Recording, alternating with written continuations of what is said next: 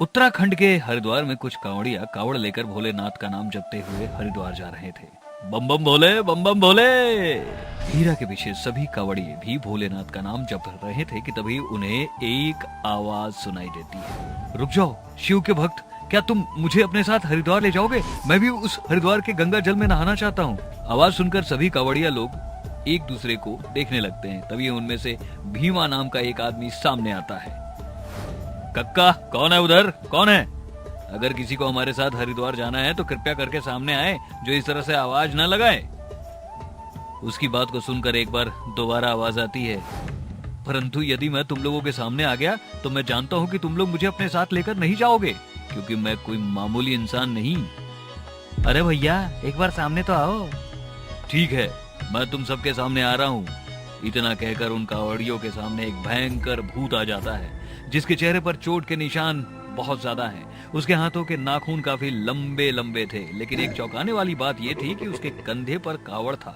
देखने में वो भी एक कावड़िया लग रहा था। उस भयंकर भूत को देख सभी कावड़िये डर जाते हैं। अब डरकर आगे की तरफ अपने अपने कावड़ लेकर चलने लगते हैं कि तभी भूत हवा में उड़ता हुआ उन कावड़ियों के सामने आ जाता है और अपना विशाल रूप ले लेता है। जिसके बाद उसके भयंकर रूप को देखकर कावड़िया डरते हुए कहते हैं, तुम हमारा पीछा छोड़ दो। आखिर तुम हमारे पीछे इस तरह से क्यों पड़े हुए हैं? हम भोलेनाथ के भक्त हैं, हमें भोलेनाथ के पास जाना है। मैं तुम्हें भगवान शंकर के द्वार जाने से नहीं रोक रहा, मैं बस तुमसे इतना कह रहा हूँ कि तुम मुझे भी अपने साथ ले चलो। नहीं नहीं, तुम तो एक भूत हो। तुमने अगर हमें रास्ते में खत्म कर दिया तो हमारी यात्रा तो अधूरी रह जाएगी। नहीं, हम तुम्हें अपने साथ नहीं ले जा सकते। इतना कहकर सभी कावड़िये अपना दूसरा रास्ता अपनाकर अपनी मंजिल की तरफ निकल पड़ते हैं। तभी एक बार और भूत उनके सामने आकर खड़ा हो जाता है और वो पेड़ को जमीन से उखाड़कर कावड़ियों के सामने गिरा देता है। यह देख सभी कावड़ियों को गुस्सा आता है और वो भूत से कहते हैं, आखिर तुम चाहते क्या हो? क्या करना चाहते हो? हमने कहा ना कि हम लोग एक भूत को अपने साथ नहीं ले जा सकते। उस कावड़िये की यह कड़क बात सुन भूत उनके रास्तों को साफ कर देता है और चुपचाप उनके रास्ते से हट जाता है। कावड़िया अब कुछ दूरी तय करने के बाद एक जगह बैठ जाते हैं, लेकिन रामू के मन में भूत की बातें चल रही थी। तभी रामू अपने साथियों से कहता है, मेरे दोस्तों, वो कावड़िया कह रहा था कि वह हमें कोई नुकसान नहीं पहुंचाएगा, तो हमें उसको अपने साथ हरिद्वार ले जाना चाहिए था। तुम पागल हो गए हो क्या? एक भूत के साथ हम हरिद्वार कैसे जा सकते हैं? अरे अगर उसने हमें रास्ते में ही खत्म कर दिया तो हमारी यात्रा तो अधूरी रह जाएगी ना। हम भोलेनाथ के भक्त हैं, उनके दर्शन तो नहीं कर पाएंगे फिर। तुम सब खुद को भोलेनाथ का भक्त कहते हो, लेकिन तुम दरअसल में भोलेनाथ के भक्त हो ही नहीं। ये कैसी बेहुदा बकवास कर रहे हो तुम? अरे हम कावड़ लेकर भगवान शिव के दर्शन करने जा रहे हैं, हम अपनी यात्रा सफल करने जा रहे हैं। हाँ, मैं जानता हूँ मेरे दोस्त, लेकिन यदि हम भोलेनाथ के सच्चे भक्त हैं या तुम खुद को भगवान के सच्चे भक्त कहते हो, तो किस गीता में यह लिखा है कि एक भूत कावड़ लेकर कावड़ियों से हरिद्वार जाने की मिन्नत कर रहा हो? तो यदि वह हरिद्वार जाने के लिए कह ही रहा था, इसका मतलब ये हुआ ना कि उसको स्वयं शिव जी ने आशीर्वाद दिया है। नहीं तो भला कौन सा भूत कावड़ लेकर खड़ा हो जाता? भूत का छलावा भी तो हो सकता है ना। हाँ, हो तो सकता है, लेकिन हम भोलेनाथ के भक्त हैं, स्वयं शिव जी हम लोगों के साथ हैं। कोई भी बुरी शक्ति हमारा कुछ नहीं बिगाड़ सकती, इसलिए एक बार हमें उस भूत के ऊपर विश्वास करना ही होगा।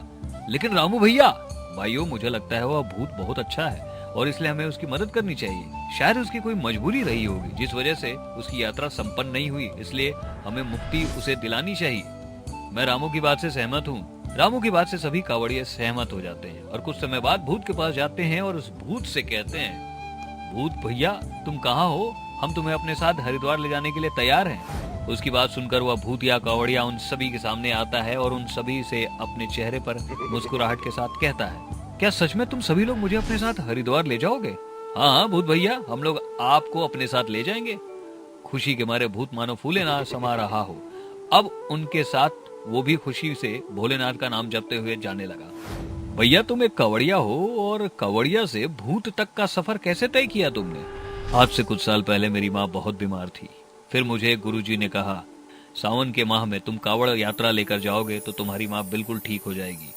मैं गुरुजी की बात से सहमत हो गया और उसको गुरुजी के पास छोड़कर कावड़ यात्रा के लिए निकल गया। लेकिन उसी दिन बहुत बाढ़ आ गई और उस बाढ़ में सब कुछ तबाह हो गया। उस बाढ़ में जिन जिन की मौत हुई उनमें से एक मैं भी था। बस तभी से मेरी आत्मा यह कावड़ लेकर भटक रही है। मैं कब से इंतजार कर रहा था कि कोई आएगा और उस समुदाय के साथ मैं अपनी कावड़ यात्रा पूरी करूंगा। तुम लोगों का बहुत बहुत शुक्रिया जो तुम लोगों ने मेरी मजबूरी को समझा। अब जब मेरी यह कावड़ यात्रा पूरी हो जाएगी तब मेरी आत्मा को मुक्ति मिल जाएगी। कुछ समय बाद सभी हरिद्वार पहुंच जाते हैं और सभी लोग गंगा में नहा धोकर अपनी यात्रा सफल बनाने लगे। तो वहीं दूसरी तरफ भूत भी अपने कावड़ को लेकर गंगा नदी में स्नान करता है और मुक्त हो जाता है।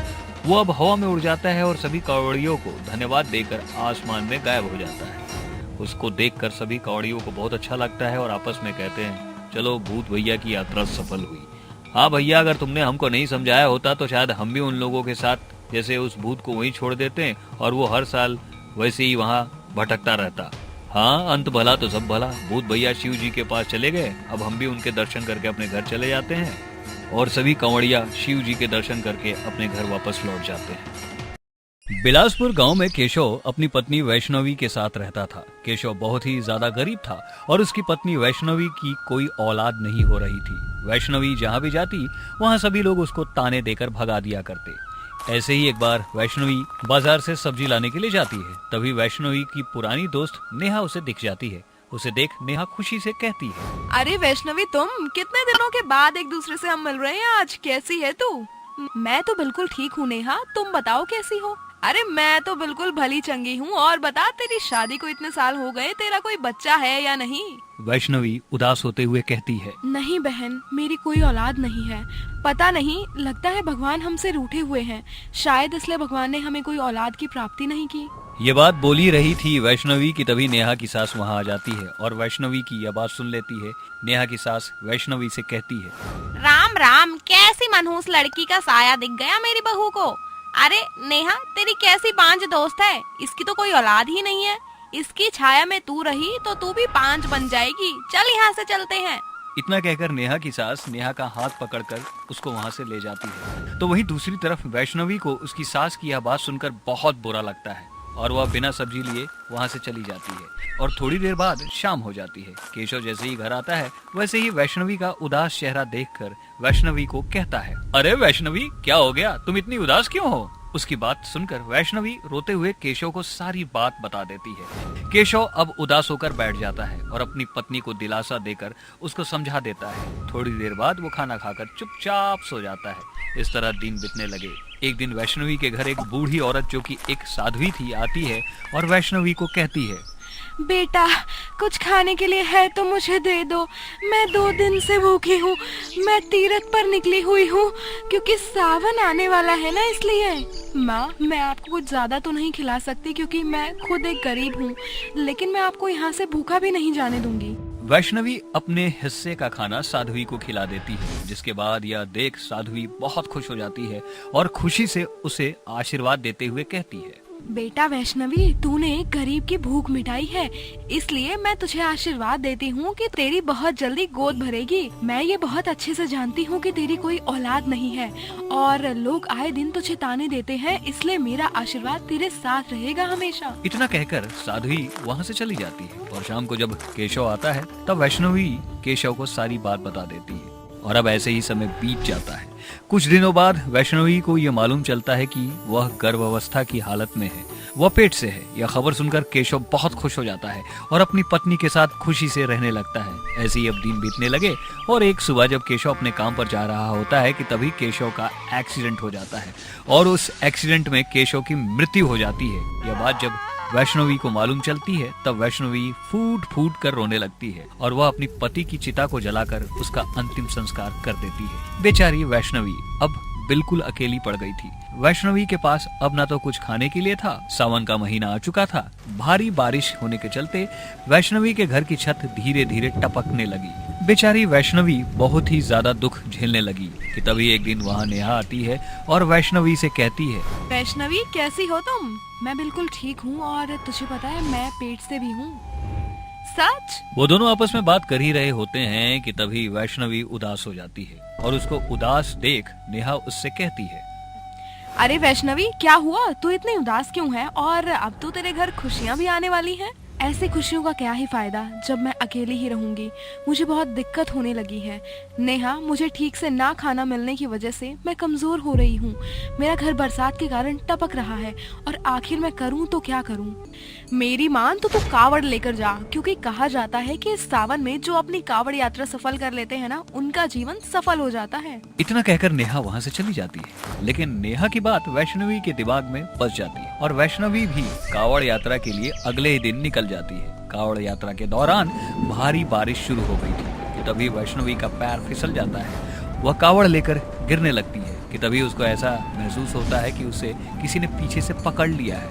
जब वह पीछे मुड़कर देखती है तब उसके पीछे कोई और नहीं बल्कि केशव की आत्मा थी। जिसके बाद वैष्णवी ये समझ जाती है कि उसके इस कावड़ यात्रा में वह अकेली नहीं बल्कि उसका भूतिया पति भी उसके साथ है।